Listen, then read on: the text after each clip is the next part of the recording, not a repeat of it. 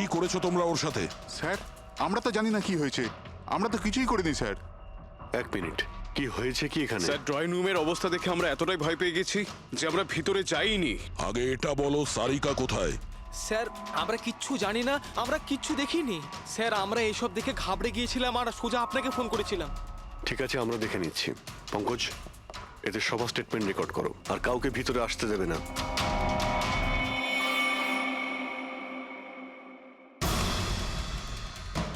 সারিকা, সারিকা, কেউ আছেন? এখানে তো মনে হচ্ছে অনেক কিছুই হয়েছে। এত রক্ত তো কোনো একজনের হতেই পারে না।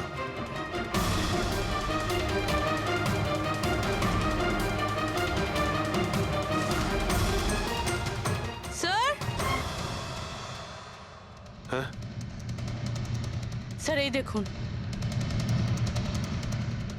কেউ লুটপাট করার জন্য ঢুকেছিল কিন্তু টাকা নিয়ে বেরোতে পারেনি। যেই ওকে বাধা দেওয়ার চেষ্টা করেছিল তার উপরেই আক্রমণ করে। স্যার, লাশ! সারিকা?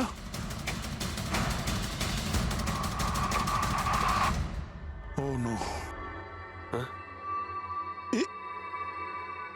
মানালি তো এরপর থেকে এরকম কোনোদিন হবে না। আর তাছাড়া এখন তোমার ওষুধ খাওয়ার সময় হয়েছে না? সারিকার ছোট বৌদি, জয়ন্তর স্ত্রী। তাহলে ও কোথায় আছে?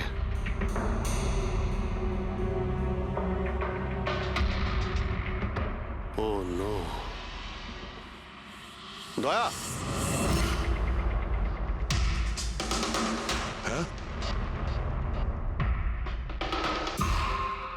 এ হলো কৃতি। সারিকার মতো পেশেন্টদেরকে হ্যান্ডেল করার জন্য ইনি ট্রেনিং নিয়েছেন। এটা তো কৃতি। তুমি চেনো? হ্যাঁ, কৃতি স্যার, পালস চলছে, এখনো বেঁচে আছে। এ সারিকার রুমের বাইরে? সারিকা, সারিকা, ফ্রেডি, এক্ষুনি অ্যাম্বুলেন্সের ব্যবস্থা করো, একে হসপিটালে পাঠাতে হবে। সারিকা, সারিকা,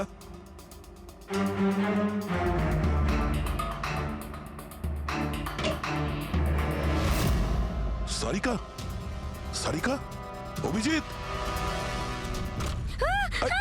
না না না না না, কিছু নেই, কিছু নেই। Relax, আমরা relax. সিআইডি থেকে। এসো, রিল্যাক্স, বাইরে রিল্যাক্স, এসো, বাইরে এসো, বাইরে এসো। বেবি, এসো। সামনে। তুমি ঠিক আছো তো? বসো, এখানে বসো। থ্যাংক গড, একে পাওয়া গেছে।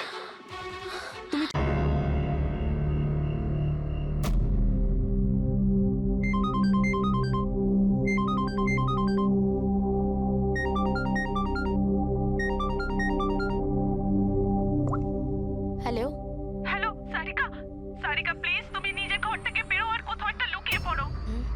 লুকিয়ে পড়বো? কিন্তু কেন বৌদি, সব ঠিক আছে? হ্যালো, সারিকা আমার কথা শোনো, তুমি টাইম ওয়েস্ট করো না, তুমি নিজের ঘর থেকে বেরো। আমি এই পার্টিতে এখানে শুনেছি তোমার জীবনের ঝুঁকি আছে, কেউ তোমাকে ওখানে মারতে আসছে। সারিকা প্লিজ ঘর থেকে বেরো। কি বলছো তুমি বৌদি? Hello hello. ওই লোকটা যেই হোক ও তোমার লেফট সাইডে আসবে, আমিও পুলিশ নিয়ে আসছি ওখানে। প্লিজ প্লিজ তুমি টাইম ওয়েস্ট করো না, ঘর থেকে বেরিয়ে পড়ো। হ্যাঁ হ্যাঁ, কিন্তু বৌদি, হ্যালো।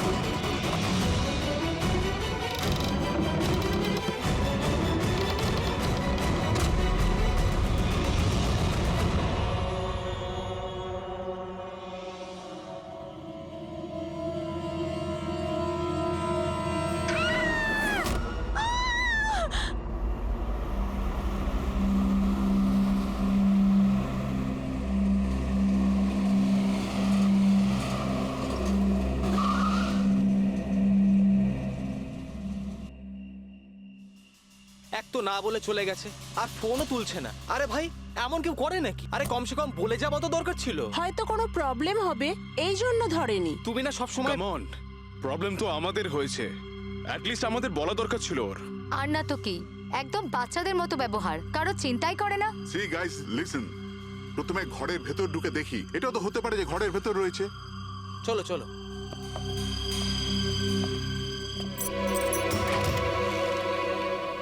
এখানে তো অন্ধকার কেন? আমি আলো জ্বালাচ্ছি।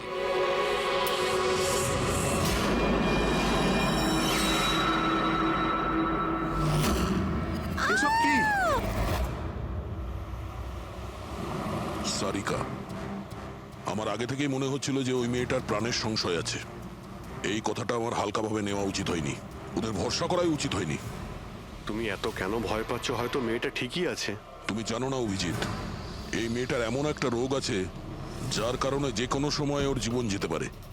কেউ যা খুশি করতে পারে ওর সঙ্গে, কিন্তু ও জানতেই পারবে না। জানতে পারবে না? স্যার, ওকে কোমাতে আছে? না, কমায় না, একটা অদ্ভুত রোগ। আমিও এই রোগের ব্যাপারে আগে কখনো শুনিনি। একটা অসুস্থ মেয়েকে তার পরিবারের লোক মারতে কেন চাইবে? যতটা আমি ওদেরকে চিনেছি, আমার মনে হচ্ছে যে ওদের ভাবসাব খুব একটা সুবিধার নয়। সারিকার সঙ্গে আমার কয়েকদিন আগেই দেখা হয়। একদিন আমি অফিস থেকে যখন বাড়ি যাচ্ছিলাম,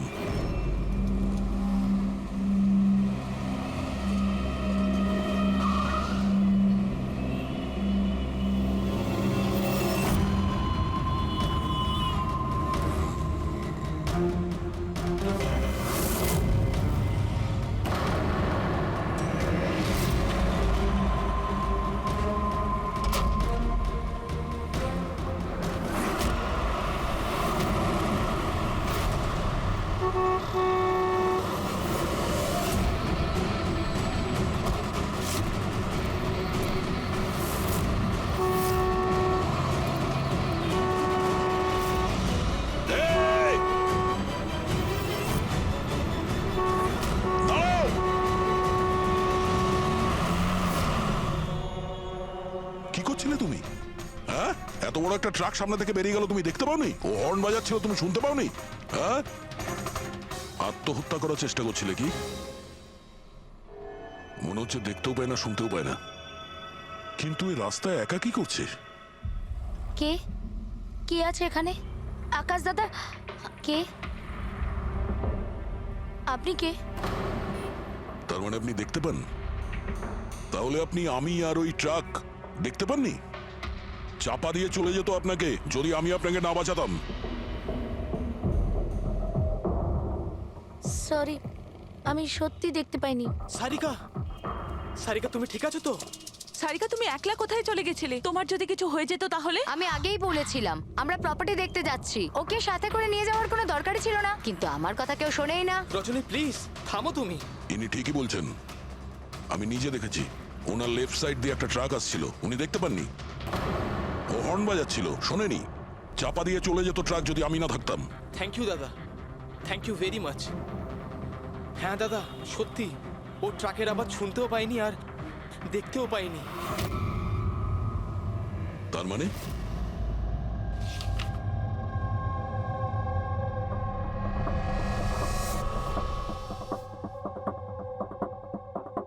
এইসব আপনি, মানে আপনার শুধু জিনিস আর সবার এই ডান দিকটা নজরে আসে না, শুধু বাঁ দিকটা নজরে আসে? হ্যাঁ স্যার। তার মানে এই মুহূর্তে আমি আপনার সামনে আছি, আপনি আমার অর্ধেকটা দেখতে পাচ্ছেন, আমার এই ডান দিকটা আপনি দেখতে পাচ্ছেন না? না স্যার, দেখতে পাই না। আমার যত কাছে কেউ থাকুক না কেন, যদি সে আমার বাঁ দিকে দাঁড়িয়ে থাকে তাহলে না আমি তাকে শুনতে পাই আর না দেখতে পাই স্যার। আমার এই সমস্যাটা রয়েছে স্যার, হেমি স্পেশাল নেগলেক্ট। এই রোগের কারণের জন্য স্যার আমার মাথা লেফট সাইড রেজিস্টার করতে পারে না স্যার, শুধুমাত্র ডান দিকটাই বুঝতে পারি আমি স্যার। সেই জন্য আপনি এইসব পেন্টিংস, এই লোকজন, সবার ডান দিকটাই দেখতে পাই আমি স্যার। তাহলে এই অসুখের কোনো ট্রিটমেন্ট নিশ্চয়ই আছে। আর আপনারা ওনাকে রাস্তায় যেতে দিলেন কি করে? আপনারা তো জানতেন যে ওনার সঙ্গে কি হচ্ছে, তারপরেও যদি কিছু হয়ে যেত ওনার? স্যার আপনি বলুন স্যার, ওর তো নিজের বুদ্ধি ব্যবহার করার দরকার ছিল। ওর কি দরকার ছিল রাস্তায় একা যাবার? আর এ কোনো ছোট বাচ্চা নাকি যে 24 ঘন্টা ওকে নজরে রাখতে হবে? ইনফ্যাক্ট আমরা এর জন্য একটা বেবি সিটার রেখে নিই যে 24 ঘন্টা ওর দিকে নজর রাখবে। এখন এসব বলে কি হবে? হ্যাঁ, ভুল আমাদের হয়েছে, এটা তোমরা মানো আর না মানো আমি মানি। Sir, I am so sorry sir. Sir, এই ভুল আর দ্বিতীয়বার আর হবে না। সারিকা আমার ছোট বোন, আর এর খেয়াল রাখা আমার দায়িত্ব স্যার। কারেক্ট। এরপর থেকে এরকম কোনোদিন হবে না। আর তাছাড়া এখন তোমার ওষুধ খাওয়ার সময় হয়েছে না, চল ওষুধ খাবে। স্যার, এটা তো খুবই ভয়ঙ্কর রোগ। যদি কেউ ওর লেফট সাইডে সোজাসুজি অ্যাটাক করে তাও ও বুঝতে পারবে না। এক্স্যাক্টলি, এই ব্যাপারটাতেই আমার ভয়। এক তো এই অসুখ, তার উপরে কোটি টাকার সম্পত্তির একলা ওয়ারিশও। সারিকার মা বাবা একটা অ্যাক্সিডেন্টে মারা গেছে, সারিকা বেঁচে গেছে, কিন্তু ওর এই হেমি স্পেশাল নেকলেট অসুখ হয়ে গেছে। ওর আশেপাশেও দেখভাল করার জন্য তো অনেক লোক আছে, কিন্তু তার মধ্যে জানি না কতজন আছে যারা সৎভাবে ওর ভালো চায়। এরকম কেন মনে হচ্ছে তোমার? অভিজিৎ, ওই উইল অনুযায়ী সারিকার পরে পুরো সম্পত্তি এই আত্মীয়দেরই পাওয়ার কথা। আর আমার প্রথম থেকেই এদেরকে খুব একটা ভালো লাগছে না। আর এই কিছুদিন আগে আমি ওর বার্থডে পার্টিতে গেছিলাম। চলো সারিকা, এবার কেকটা কাটো। দাদা, আর 2 মিনিট ওয়েট করে যাই। দয়া স্যার হয়তো চলে আসবেন, আমি ওনাকেও ইনভাইট করেছি। অন্তত আমাদেরও বলতে পারতে। আরে কে কি বললো না ভাই? Oh I am so sorry, আসতে একটু দেরি হয়ে গেল। Many many happy returns of the day, happy birthday. I will take it, দাও। আপনি আপনাকে ঠিক চিনতে পারলাম না। আমি বলছি, এ হলো কৃতি। সারিকার মতো পেশেন্টদেরকে হ্যান্ডেল করার জন্য ইনি ট্রেনিং নিয়েছেন, আর আমি ইনাকে 24 ঘন্টা সারিকার সাথে থাকার জন্য অ্যাপয়েন্ট করেছি। আশা করি আপনি সারিকাকে নিয়ে আর চিন্তিত হবেন না। একদম। আর আমাদেরও মনে হয় যে কৃতি থাকলে সারিকা সেফ থাকবে। অ্যাবসলিউটলি। আমারই ভুল হয়েছে, শুধু আমার ভুল। আমার সারিকাকে ওদের ভরসায় ছাড়া উচিত হয়নি আমার। মেরে দিয়েছে হয়তো ওরা ওকে। বাড়ি এসে গেছে।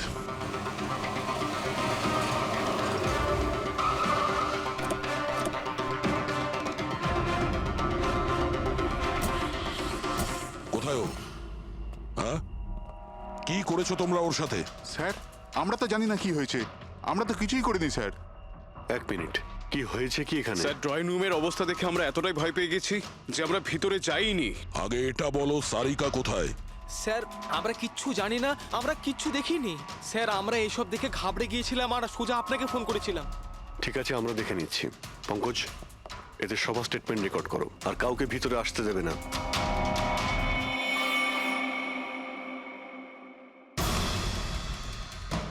সারিকা, সারিকা, কেউ আছেন? এখানে তো মনে হচ্ছে অনেক কিছুই হয়েছে। এত রক্ত তো কোনো একজনের হতেই পারে না।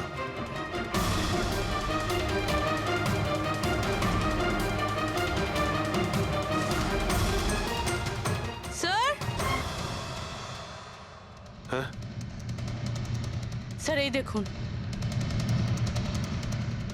কেউ লুটপাট করার জন্য ঢুকেছিল কিন্তু টাকা নিয়ে বেরোতে পারেনি।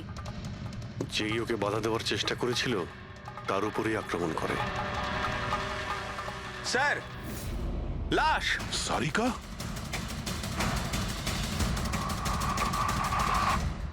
ও নো। মানালি তো এ। এরপর থেকে এরকম কোনোদিন হবে না। আর তাছাড়া এখন তোমার ওষুধ খাওয়ার সময় হয়েছে না। সারিকার ছোট বৌদি, জয়ন্ত স্ত্রী। তাহলে ও কোথায় আছে?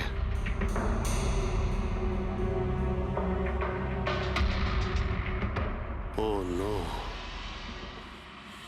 দয়া, হ্যাঁ,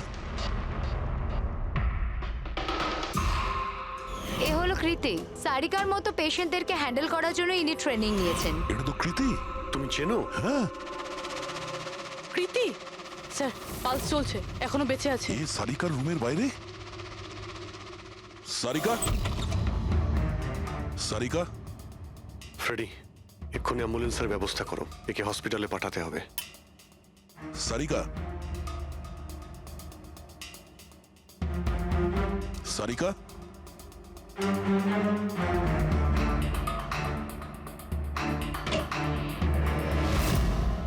সারিকা, সারিকা, অভিজিৎ,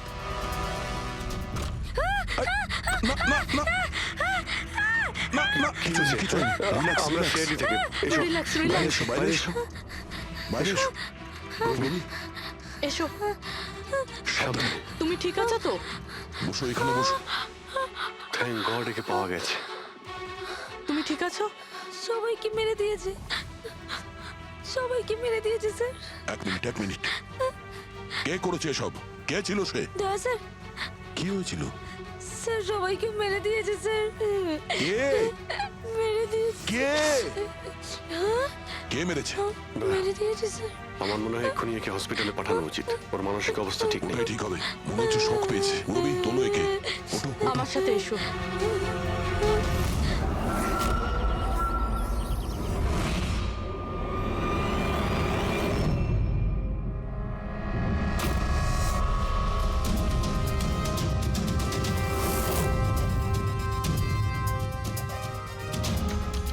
স্যার আপনি আমাকে ঘরে কেন যেতে দিচ্ছেন না? আমার বউ খুন হয়েছে।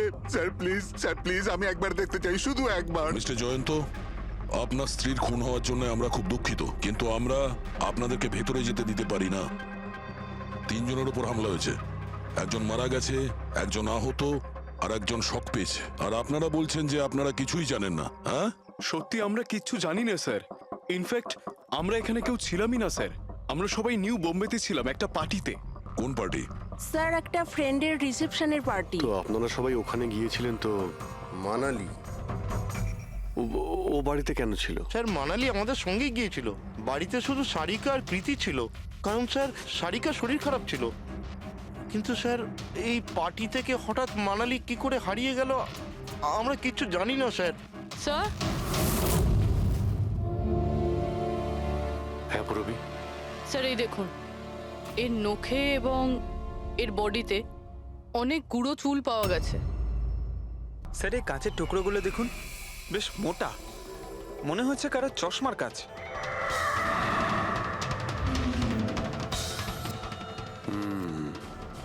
চশমারই মনে হচ্ছে। রেখে দাও সাবধানে। এই টেনে নিয়ে যাওয়ার চিহ্নের সঙ্গে রক্তের ফোঁটা।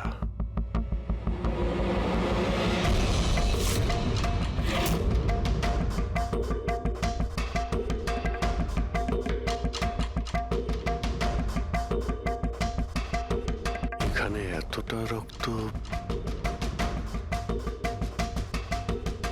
মানে এখানে এসে দাঁড়ায় আর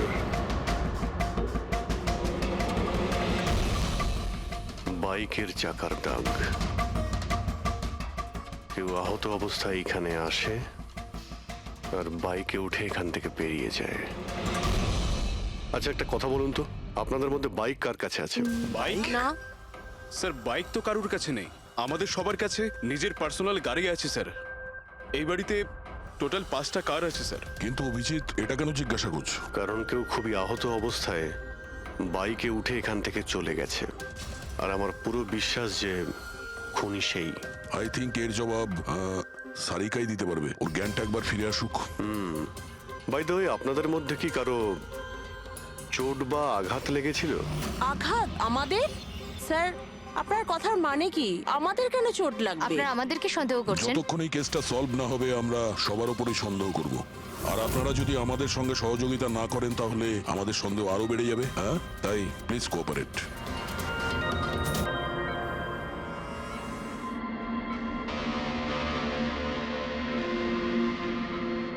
সারিকা,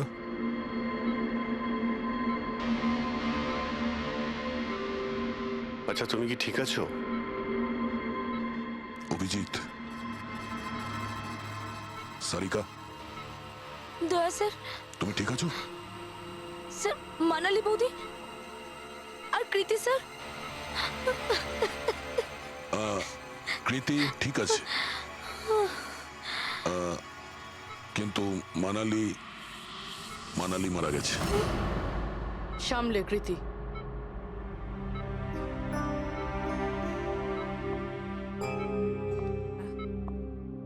কৃতি কৃতি তুমি ঠিক আছো তো? I am so glad you okay. Thank God তুমি ঠিক আছো।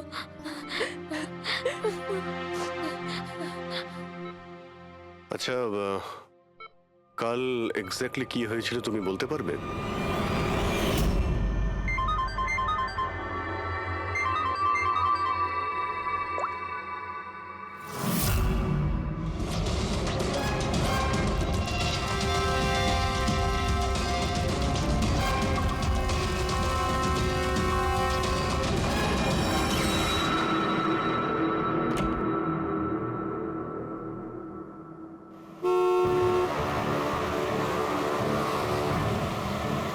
বৌদি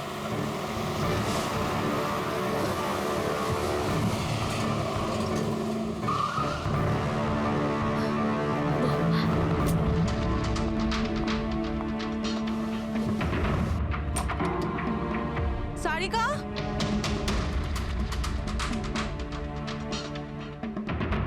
সারিকা, সারিকা কোথায় তুমি?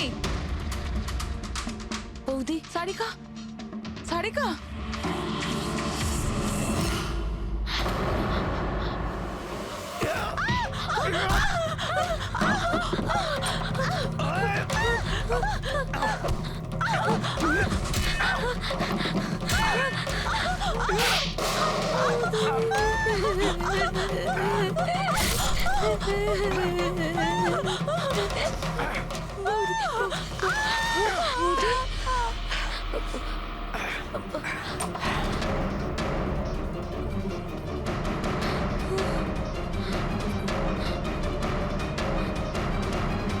কৃতি কৃতি কৃতি। তো তুমি ওনার দরজাতে ধাক্কা দিয়েছিলে। তো কৃতি আপনি আপনি কি দেখেছিলেন? আপনার উপরে আক্রমণ কি করে হলো? সারিকার জোরে চিৎকারের আওয়াজ পেলাম, আমি তখনই ঘর থেকে বাইরে আসি। সারিকা, এইসব কি করে? কৃতি কৃতি সারিকা তুমি ঠিক আছো তো? কৃতি আমি আমি আমার রুমে। কৃতি আমি ও, এখানে। Okay okay okay Sarika, you don't worry, I am coming. Kriti সাবধানে, খুনি এখনো বাড়িতেই আছে। খুনি? সারিকা তুমি ওকে দেখেছো যে কৃতির ওপর হামলা করেছে? হ্যাঁ স্যার, আমি দেখেছিলাম।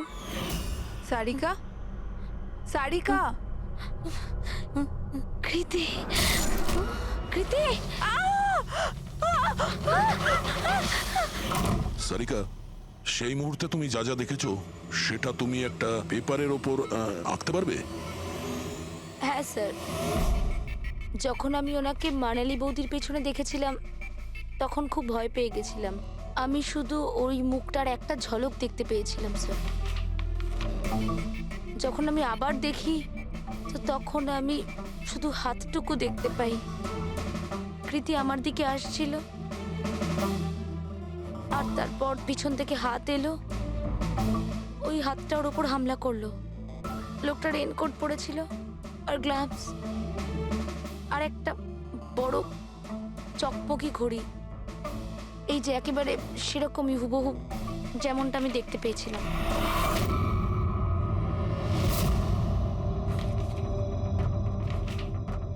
আই হোপ এই অর্ধেক ছবিগুলো দিয়ে আপনারা কিছু উপকার পেয়ে যাবেন হয়তো। চিন্তা করো না, এই অসম্পূর্ণ ছবিটা আমরা কমপ্লিট করব। ফেডরিক, মনোহরের কাছে এই পেন্টিং গুলো নিয়ে যাও আর বলো যে এই স্কেচ যেন কমপ্লিট করে।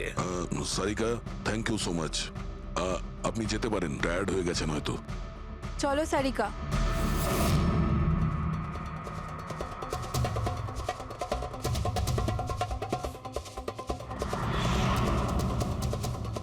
এই লোকটাকে তো আগে কখনো দেখিনি স্যার। হতে পারে শুধু এই কাজের জন্যই হায়ার করা হয়েছিল। আর ঠিক সময়ে মানালি ওর প্ল্যানটা ভেস্তে দিল। খুব মন দিয়ে দেখো এই স্কেচটা। এটা সেই লোকটার ছবি যে মানালিকে খুন করেছিল। আপনারা কি একে কোনোদিন দেখেছেন? আমি তো বুঝতেই পারছি না আমাদের কেন সন্দেহ করা হচ্ছে। এক্স্যাক্টলি, আমরা সবাই সারিকার আপনজন। আর আজ আমরা বিজনেসের সব কাজ ছেড়ে এখানে এসেছি শুধুমাত্র সারিকার জন্য। আর আপনাদের মনে হচ্ছে আমরা ওকে মারতে চাইছি? স্যার যে মারা গেছে ও আমার বউ স্যার, আর সারিকা আমার বোনের মতো। স্যার আমি যখন খুব ছোট ছিলাম আমার বাবা মা মারা গিয়েছিল। সারিকার বাবা মাই আমাকে আদর যত্ন করে বড় করে তুলেছে। আমি আজ যা কিছু হয়েছি ওনাদের দুজনের জন্যই হয়েছি। আর স্যার আমি সারিকাকে আমার নিজের প্রাণের চেয়েও বেশি ভালোবাসি। এক্স্যাক্টলি। এক তো আমরা ওর জন্য নার্স রাখলাম, আর আপনারা সবাই আমাদেরকেই সন্দেহ করছেন। হ্যাঁ, সন্দেহ করছি তোমাদের সবাইকে। আমি নিজের চোখে দেখেছি কতটা ভালোবাসো তোমরা ওকে। আপনারা সবাই ভালোভাবেই জানেন যদি ওই বেচারির কিছু হয় তাহলে ওর কয়েকশো কোটি টাকার সম্পত্তির তোমাদের সবার মধ্যে ভাগ হবে।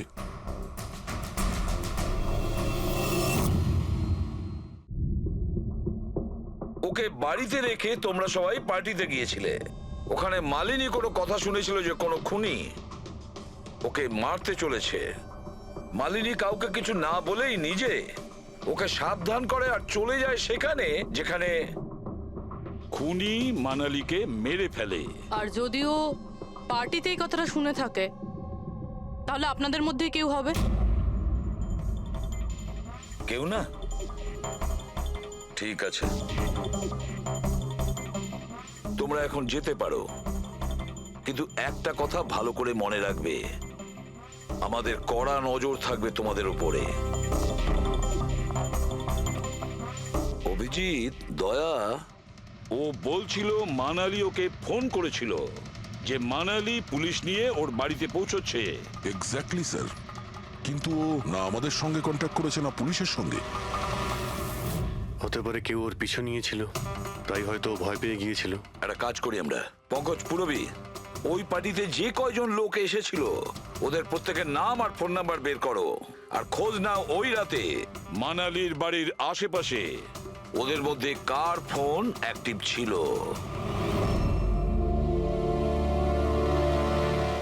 স্যার, হ্যাঁ স্যার ওই রাতে ওখানে 250 লোক ছিল, কিন্তু স্যার একজন হচ্ছে ঈশান।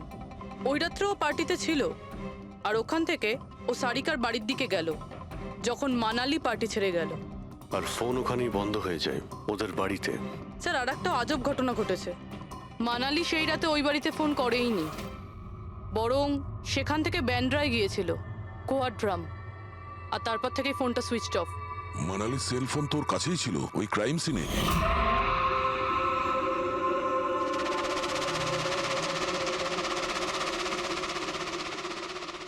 Switch off? আচ্ছা, এমনটা নয় তো যে ওই ফোনটা আসলে ঈশানের ফোন, ভুল করে ওখানে পড়ে গিয়েছিল? মানে ঈশান সেই রাতে সারিকা ভিলা এসেছিল।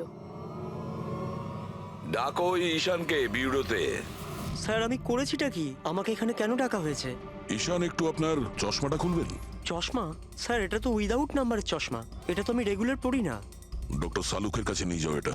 স্যার আমাকে এটা তো বলুন, আমি করেছিটা কি? আমরা আপনাকে এখানে মানালি মার্ডার কেসের ব্যাপারে ডেকেছি। ক্রাইম সিনে আমরা চশমার ভাঙা কাঁচ পেয়েছি। আপনার চশমাটাকে ওই কাচের সঙ্গে ম্যাচ করিয়ে দেখব।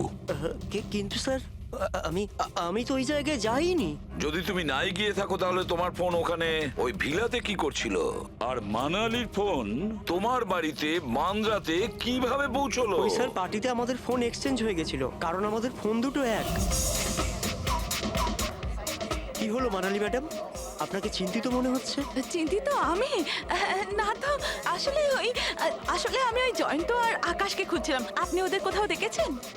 হ্যাঁ, ওরা দুজন ভেতরেই হবে। আসলে কি হয়েছে, এত চেঁচামেচি আর এই ডিস্কোতে আমি কিছু বুঝেই উঠতে পারছি না। আপনি প্লিজ আমাকে একটু হেল্প করে দেবেন ওদের খুঁজে পেতে? আমি ওদের ভেতর থেকে আপনার কাছে পাঠাচ্ছি।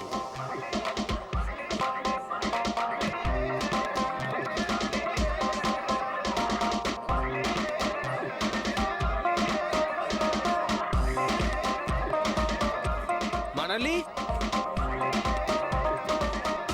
ঈশান, তুমি তো বলছিলে মানালি খুঁজছে আমাদের। কোথায় মানালি? আরে এক্ষুনি তো এখানেই ছিলেন মানালি, কি জানি কোথায় চলে গেলেন। ওই দিকটা কি দেখি, চলো। স্যার আমার ফোন সুইচ অফ ছিল, এই জন্য আমি মানালিকে বলতে পারি। সেই কারণে মানালি পুলিশকে ফোন করতে পারেনি। স্যার আমাকে বিশ্বাস করুন, আমি খুন করিনি। খুনি না হলেও খুনির সঙ্গীতও হতে পারো, যে ওখানে ওই পার্টিতে উপস্থিত ছিল। তুমি পার্টিতে মালিনীর সমস্ত কথা শোনো, আর যখনই মানালি ওখান থেকে বেরোয় তুমি মানালির পিছু নাও। কোনো কায়দা করে তুমি মানালির ফোন তোমার বাড়ি ব্যান্দ্রাতে পাঠিয়ে দিলে, আর ওখানে পাওয়া চশমার কাঁচের টুকরো, আমাদের সন্দেহ ওটা তোমার চশমার রিপোর্ট তো আমরা পেয়েই যাব আমাদের ফরেন্সিক ল্যাব থেকে।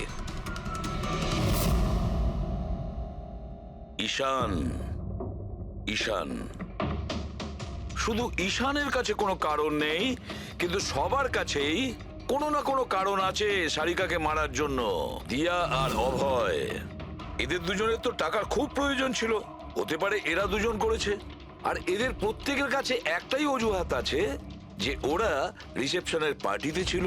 স্যার, এরা সবাই ওই রিসেপশন পার্টিতে প্রেজেন্ট ছিল, কিন্তু কোনো একজন খুনিকে ফোন করে সারিকা ভিলায় যেতে বলেছিল লেফট দিয়ে, যাতে সারিকা কিছু বুঝতে না পারে। তারপর সারিকাকে মারবে, কৃতিকে মারবে, আর সবাই ভাববে দেখে যেন মনে হয় চুরি করার উদ্দেশ্যে খুনটা হয়েছে। আর এই সব কিছুই মালিনী শুনে ফেলে। তারপর ননদকে বাঁচানোর জন্য ও বাড়ি ফিরে আসে, কিন্তু ও সেখানে খুন হয়। কিন্তু মারা যাওয়ার আগে ও খুনিকে আহত করেছিল।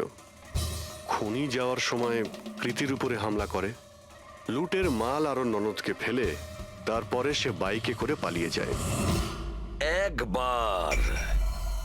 শুধু একবার এই খুনির ব্যাপারে কিছু যদি জানতে পারি না, কিছু, তাহলে ধরে নাও মাস্টার মাইন্ড আমাদের হাতে। স্যার, খুনির বাইকের টায়ারের চিহ্ন, আশেপাশে পড়ে থাকা রক্তের ফোঁটা সব চেক করেছি, কিন্তু কিচ্ছু জানতে পারিনি। স্যার, মনে হয় যে খুনির কোনো পাস্ট রেকর্ড নেই। এর মানে হলো খুনি কোনো পেশাদার অপরাধী নয়। স্যার, মানালির জামা কাপড় থেকে আর নখ থেকে যে চুলগুলো পাওয়া গেছে, সালুনকে স্যার সেটা টেস্ট করছে, হয়তো কিছু পাওয়া যাবে।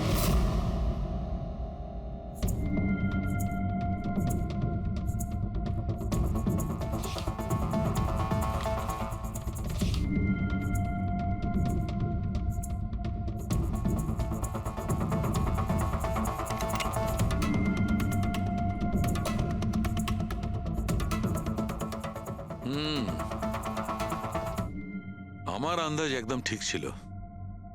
এবার শুধু ডিএনএ রিপোর্টটা দরকার। হ্যাঁ সালুকে বস, হ্যাঁ একটা কথা ঠিক যে ঈশান খুনি নয়, কারণ ক্রাইম স্পট থেকে এই যে চশমার লেন্সের ভাঙা টুকরো পাওয়া গেছে, এইগুলো ঈশানের চশমার সঙ্গে ম্যাচ করছে না। এক তো ঈশানের চশমার পাওয়ার 0, আর দ্বিতীয়ত ঈশানের যে চশমাটা তার লেন্সগুলো একদম নর্মাল, কিন্তু এই লেন্সটা ফটোক্রোম্যাটিক, মানে রোদের সঙ্গে রং পাল্টায়। আচ্ছা, ওই যে রক্ত পাওয়া গিয়েছিল ওই বাইকে টায়ারের মার্কের কাছে, সেটা কি খুনির রক্ত? হ্যাঁ, ওই রক্তটা খুনিরই, যার বয়স 25 থেকে 30 বছরের মধ্যে। আর মানালির নখে যে চুলটা পাওয়া গেছে ওটা নিশ্চয়ই খুনির।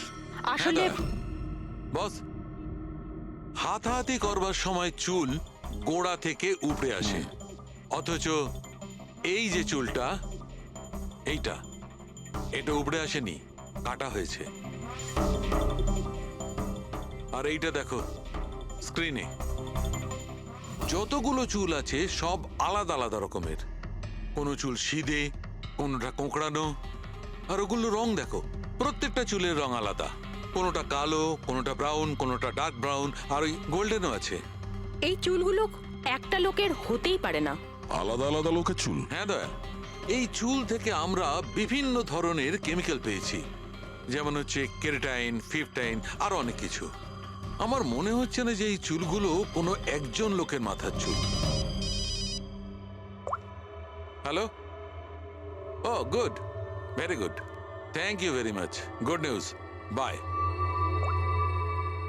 ডিএনএ টেস্টের রিপোর্ট, এই রিপোর্ট এই বিষয়টা কনফার্ম করছে যে এই যে চুলগুলো সেগুলো কোনো একজন ব্যক্তির চুল নয়।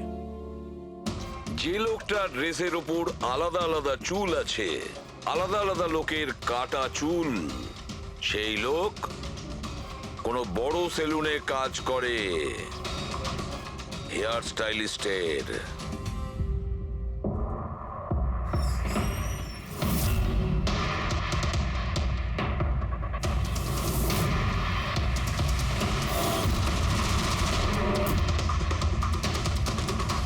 স্যার, এ তো বিমল, আমাদের স্পায়ের স্টার হেয়ার স্টাইলিস্ট। স্যার এখানে যেই আসুক না কেন সবাই ওর কাছেই হেয়ারস্টাইল করতে চাইতো। কিন্তু স্যার এই কিছুদিন ধরেই হলো এই টাকা পয়সা নিয়ে ভীষণ চিন্তিত থাকতো। এর জুয়া খেলার খুব অভ্যাস ছিল। কিন্তু স্যার এই খুন করবে এটা স্যার আমি একদম ভাবতেই পারছি না। যাই হোক, এখনো কোথায় আছে বলতে স্যার পারবেন? একে এখন কোথায় পাবেন এটা আমি বলতে পারবো না, তবে কিছুদিন যাবত এখানেও কাজে আসছে না, আর নাও ও আমার ফোন তুলছে। আপনি ওর ফোন নাম্বার আর অ্যাড্রেসটা দিন আমাদের। হ্যাঁ স্যার, আমি এখনই আনছি।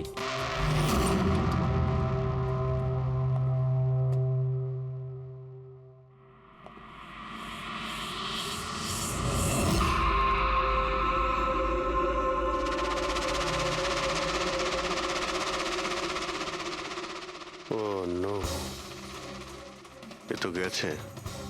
বিষ খেয়েছে। এখানে আঘাত লেগেছে আর এই কাঁধেও নখের চিহ্ন। মানে এই হলো সেই যে মানালিকে খুন করেছে। দেখো কিছু পাওয়া যায় কিনা।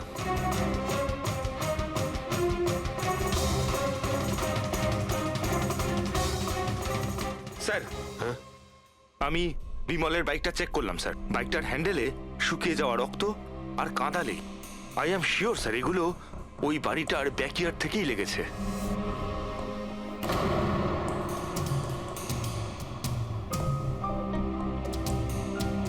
স্যার, স্যার এই ভেঙে যাওয়া চশমা আর এই রেনকোট পেয়েছি। রেনকোটে রক্ত লেগে আছে।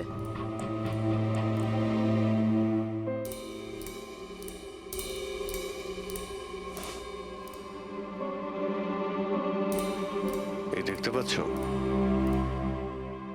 বাঁ হাতে ঘড়ি। হ্যাঁ, তাহলে স্যার যদি বিমল বাঁ হাতে ঘড়ি পরতো তাহলে ও কি করে বলল যে ডান হাতে ঘড়ি পরা ছিল?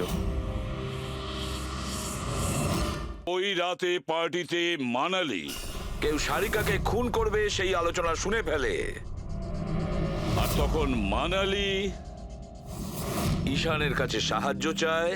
ওকে বলে যে জয়ন্ত আর আকাশকে ওখানে পাঠিয়ে দিতে। এর মানে আকাশ আর জয়ন্ত দুজনেই নির্দোষ। বাকি রইল এই তিনজন, রজনী, অভয় আর দিয়া। ওই খুনের মাস্টারমাইন্ড এই তিনজনের মধ্যেই কেউ হবে। আচ্ছা স্যার, ওই কলের অন্যদিকে কে ছিল? স্যার ওই বিমল হতে পারে। না স্যার, আমি বিমলের ফোন রেকর্ড চেক করেছি। ওই রাত্রে ওদের মধ্যে কেউই বিমলকে ফোন করেনি। তাহলে অপর প্রান্তে কে ছিল সেদিন? ল্যান্ডলাইন? আচ্ছা, ওদের বাড়ির ল্যান্ডলাইন ফোন? হ্যাঁ, হতে পারে। ফ্রেডি, পঙ্কজ, একটু খোঁজ নিয়ে দেখো তো 11টার আশেপাশে ওদের ল্যান্ডলাইনে কেউ ফোন করেছিল কিনা। ওই মেয়েটার কথা অনুযায়ী খুনি ডান হাতে ঘড়ি পড়েছিল, যেখানে বিমল বাঁ হাতে ঘড়ি পড়েছিল। আরও এটাও বলেছিল যে খুনি যে রেনকোট পরেছিল সেটা ব্লু কালারের ছিল, কিন্তু আমরা বিমলের বাড়ি থেকে যে রেনকোট পেয়েছি সেটা কালো ছিল। হতে পারে সারিকা কিছু ভুল করেছিল, ঠিকমতো দেখতে পাইনি ও। স্যার, স্যার ওই রাতে 11:30টার সময় ওই বাড়িতে কেউ ফোন করেছিল। কে ফোন করেছিল? আপনারা সত্যি বলছেন এই সব কিছুর পেছনে আমার নিজের লোকের হাত আছে? একটু অপেক্ষা করুন, সব জানতে পারবেন। স্যার, আপনারা আবার কেন খোঁজ খবর নিচ্ছেন? একবার তো খোঁজ খবর নিয়েছেন। সেদিন প্রমাণ একত্রিত করার জন্য আর আজ কেস ক্লোজ করার জন্য। আপনি একটু অপেক্ষা করুন, এখনই সবকিছু জানতে পেরে যাবেন। স্যার,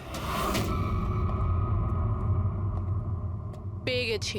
কিন্তু এটা তো সেই রেনকোটটাই যেটা ওই খুনি পড়েছিল। এখানে কি করে এলো? বলছি, তুমি বলেছিলে যে মানালি তোমাকে দৌড়ে এইখানে বাঁচাতে এসেছিল। কারণ ও ওখানে পার্টিতে শুনেছিল যে কেউ তোমাকে খুন করতে চায়। কিন্তু সে খুনি ছিল না, সেই ছিল যে এই পুরো প্ল্যানটা করেছিল। আর যার সঙ্গে ওর ফোনে কথা হয় সেও কিন্তু খুনি নয়, অন্য কেউ ছিল। সেই সময় এই বাড়িতেই সে তোমার সঙ্গে উপস্থিত ছিল। বাড়িতে? ওই সময় আমার সাথে কৃতি, কারেক্ট? এটা পুরো প্ল্যান ছিল। খুনি কাজ ভেঙে বাড়ির ভেতরে ঢোকে, কিন্তু গন্ডগোল তখন হলো যখন ও মানালিকে মারল সারিকা ভেবে। মানালি তো মারা গেল, কিন্তু মরার আগে ও খুনিকে এতটাই আহত করে দিয়েছিল যে খুনি এখানে সারিকাকে মারার জন্য দাঁড়ায়নি, পালিয়ে গেছে। স্যার স্যার এক মিনিট, যদি খুনি পালিয়ে গেল তাহলে কৃতিকে কে মারলো? কারণ সারিকা নিজের চোখে কৃতির উপর হামলা হতে দেখেছে। হ্যাঁ আমি দেখেছিলাম, ওই হাতটা এলো আর ও কৃতির ওপর হামলা করেছিল। হামলা তো হয়েছে, কিন্তু করলোটা কে?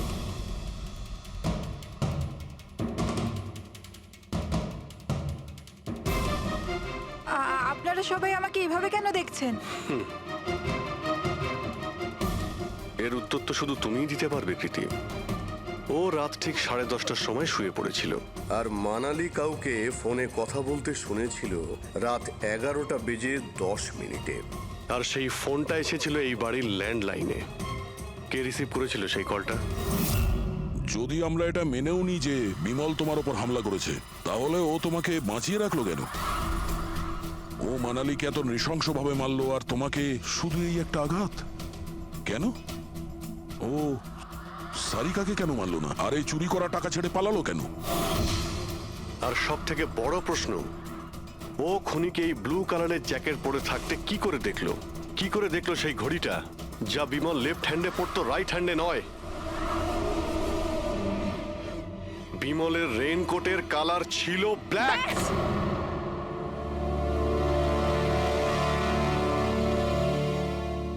ঠিক চিনেছেন আপনারা।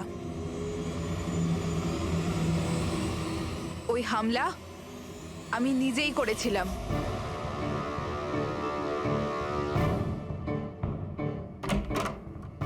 সারিকা, সারিকা কোথায় তুমি? মানালি এখানে এই সময়? Sarika,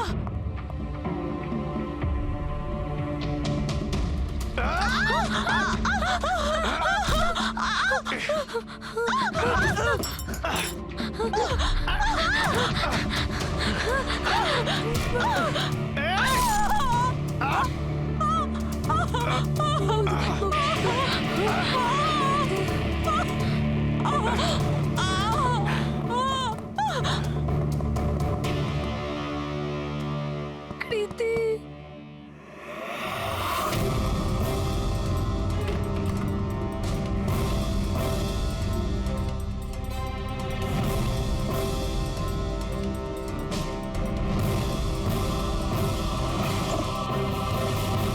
I am coming, Sarika, don't worry.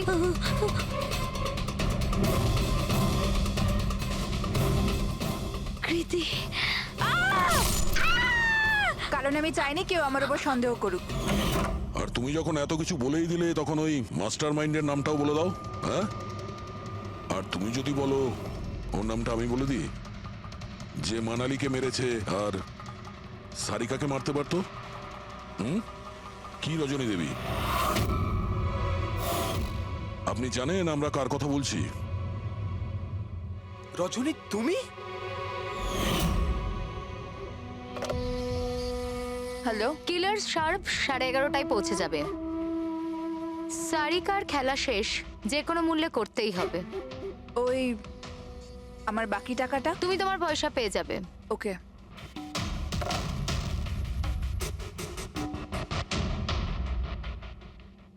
রজনী, তোমার জন্য আমি আমার বউকে... আমার পয়সার দরকার ছিল। সারিকার বেবি সিটিং করতে করতে আমি হাঁপিয়ে উঠেছিলাম। আর এইসব তোমার জন্য হয়েছে আকাশ। তোমার জন্য আমরা সবাই সারিকার আয়া হয়েছিলাম। আমাকে আমার জীবন যাপন করতে হতো আগের মতো। এই জন্য আমি প্ল্যান করেছিলাম আর কৃতিকে বাড়িতে নিয়ে এসেছিলাম। পার্টিতে যাওয়াও আগে থেকেই ঠিক ছিল, যাতে আমি সময় পাই প্ল্যান করার। সব ঠিক চলছিল, শুধু বিমলের ব্যাপারে একটু ভুল হয়ে গেল। না হলে... এত কিছু হয়ে যাওয়ার পরেও দেখছি তোমার কোনো অনুতাপ নেই, বরং নিজের প্ল্যান নিয়ে গর্ব করছো। তুমি অনেক সময় পাবে নিজের প্ল্যানের ভুল ত্রুটি ধরার, কারণ তোমার এই বাকি জীবন এবার তোমাকে জেলের মধ্যে বসেই কাটাতে হবে।